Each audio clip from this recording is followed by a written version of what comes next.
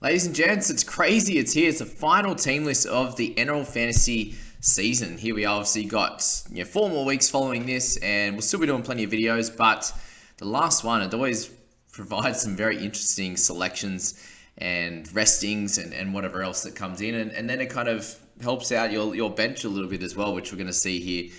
In the Storm one. Obviously, before team list came out, we heard that Campbell Graham and also Damien Cook were going to be out.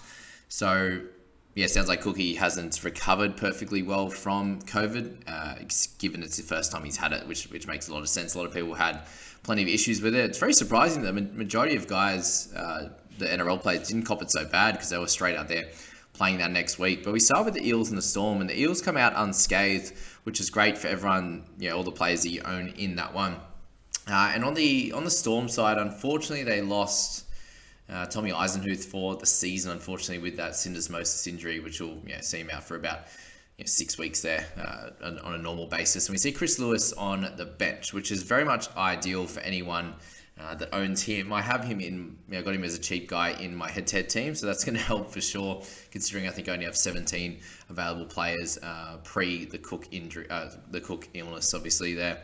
All right, we move to the Dogs there, and we have some interesting bits and pieces there. We've got KO Weeks moving into the starting side at fullback, which is really terrible for Kola, who's been absolutely killing it in that number one position. Unfortunately, see Ben Trbojevic move to the bench. So if you had him and you were starting him last week, just to be aware that he is on the bench. Josh Alloway is dropping out, which is very, very strange. But on the Dog side, we've got Luke Thompson being named among the reserves, which is interesting. We've got Corey Waddell back from suspension, so he'll move into the second row.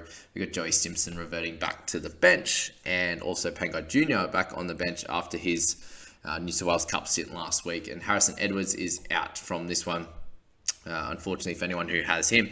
For the Rooster side, a very important game here against the Rabbitohs, and that's what you saw in that top one with the Storm and the Eels. They're both fighting out for the top four, and then Roosters v Rabbitohs both fighting it out for a home semi. So as you can see, the majority of players are playing, and it's just really Damien Cook who's out, and Silva Havili ends up in that 9 jersey. Pete Mamazeles is on that interchange bench. So thankfully, nothing changes for any of the important players in these two teams, and it's going to be a massive, a really, really awesome matchup in this one. Obviously, we lose Victor Bradley for concussion. Hopefully, he's back in first game of finals for his sake and for Roosters' sake. And then you got Tupou there, who's going to be out for probably a week as well. And then Collins is going to get that suspension. So again, 3 of the guys that most people didn't have in their side. And then we just lose Cook and also Campbell Graham. So hopefully you didn't pick him up in the last week or two since his return. For the Warriors and the Titans there, again, not too much changes. We still see Tohu Harris, Ewan Aiken, and Josh Curran on the side, which are the 3 important guys, especially for Ewan Aiken, who a lot of people were hoping that he would play this week, just so they can get another man in their 17. As I said, this is the important week to have that one trade to make sure you get that 17, especially with Damien Cook out. On the Titans side, not too much to talk about. A few guys have been scoring really well in Brimson. Obviously, Tino's had a couple of massive weeks for feeder. Obviously, the 46 last week, but before that was absolutely killing it. Tanner Boyd also, if you need someone a little bit cheaper, should be able to score well in this game against the Warriors. But other than that, there's not too much to talk about. Obviously, Sean Johnson's out, but again, not someone who's of note. If we move to the Dragons, we see Jackie Bird in that 13 position, which is great for anyone that owns him. You got Cody Ramsey, you've also got Amone, who are both still named, which is great. Jaden Sullivan in that 9 jersey again for anyone who picked him up at that cheaper price. Didn't score as well last week, but is still there, that's for sure. A really, really big in this week is Paddy Carrigan. So the Broncos really need a great win, a big win at that. And obviously Raiders losing would be ideal for them in this one, but I think Pat Carrigan can really help them out. You see Tyson Gamble come in for Ezra Mam as well, so obviously the poor form of the last few weeks, they've changed it up heading into this last game, and as I said, super important for them to get a win on the board. Jake Turpin is starting, you got Billy Walters on the interchange, and we do see Keenan Palacia and also Zach Hosking on the interchange again, so hopefully that helps you guys out in getting a half-decent 17 on the park. And the other big one there was Tessie New being on the 18 jersey, so he could potentially come back at any time as well. So that's the big one in there. Okay, the Cowboys v the Panthers. Here comes the fun. For the Cowboys, we see everyone named as we needed them to be. Guys like Ruben Cotter, Lucy Leilua, Jeremiah Nanai, and also Jason Tamalolo. All of those guys are named. Drinkwater Holmes as well are the super important ones. What's interesting here is we got Hamiso Tabuai-Fidow in the 6 jersey, so you can use him definitely as a runner, obviously. And I think they want to get Drinkwater back in the 1 to make sure that he's right to go and firing at all cylinders heading into week 1 of the finals. So I think that's a good idea. And obviously when Dearden comes back eventually, they can plug him straight back into that 6 role. So that's a really good idea there. Okay, what we see in the Panthers side, obviously Curdy Falls comes straight into that 6 jersey, which is going to help my head-to-head team out as well. We lose Edwards, we lose To'o. We basically lose everyone in that back line, which is what we thought of. Stephen Crichton was a good pickup last week, but the worry was that he wouldn't play in round 25, and that's come to fruition. So, unfortunately, their whole team pretty much, apart from Sean O'Sullivan, which is the big one, I thought that he would get that game, and I hope that you picked him up as well. He's going to be an important one this week. I can see a 50+ out of him for sure. And as you can see, all those guys, surprisingly, Liam Martin's named on the reserve and Jamin Salmon there as well. So really annoying that he didn't get, the Salmon didn't get that game.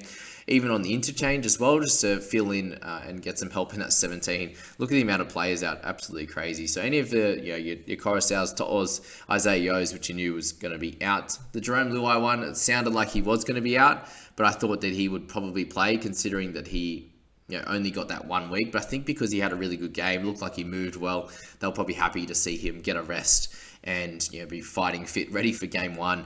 The big thing here is that they're all going to be absolutely raring to go round 1. So if you're sneaking into that 4th position, good luck. Obviously, it's very important for both those teams to try and get into that 4th position, but that's the worry is you're going to get the Panthers red hot and ready to go. Okay, so that's the other thing with Dearden as well. He's named among the reserves. So I think for him, just best if he comes back ready for round 1. And that's why I said get Drinkwater back in the 1 jersey and go from there.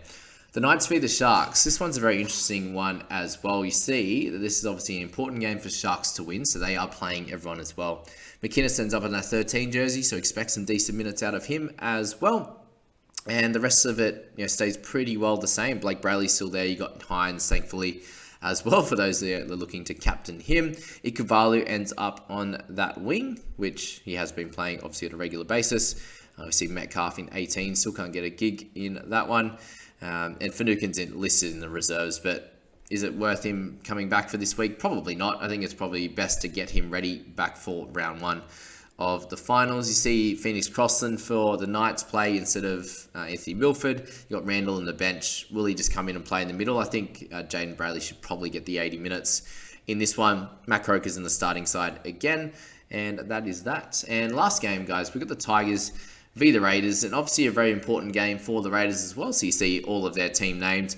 It's really just the Panthers side that's completely decimated, and then losing Damien Cook as well. And then it's just which of the fringe guys can you sneak into your 17 this week. Thankfully for everyone else, Dewey is playing in that 6 jersey, and I think he can have a good game as well against the Raiders.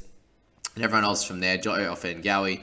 You've got Freeband, who's going to be a solid one in that 11 jersey. Again, he should be able to score solidly. Pole is playing as well. So overall, not the worst last round team list. But again, if you've got any of those Panthers players or you've got Cook, you're losing 1 or 2 guys there at a minimum.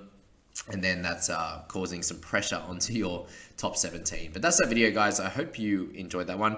And I wish you all the best of luck going into getting your best overall score. For those guys that have reached out and said thank you, I appreciate you guys so much, and those guys that said that they won their head-to-head leagues, congratulations. And if your head-to-head league is in this last round, which would be strange if it was changed to that, I wish you all the best of luck, and can't wait to review everything after this week, which is what we're going to do for my team, the head-to-head squad, and also the People squad with Scoop. We'll get into that after this round straight away, and have that ready for you to even to look at now, or look at when you're setting up your team heading into next season. So thanks again for being here, guys, and we'll catch you in the next video. See you later.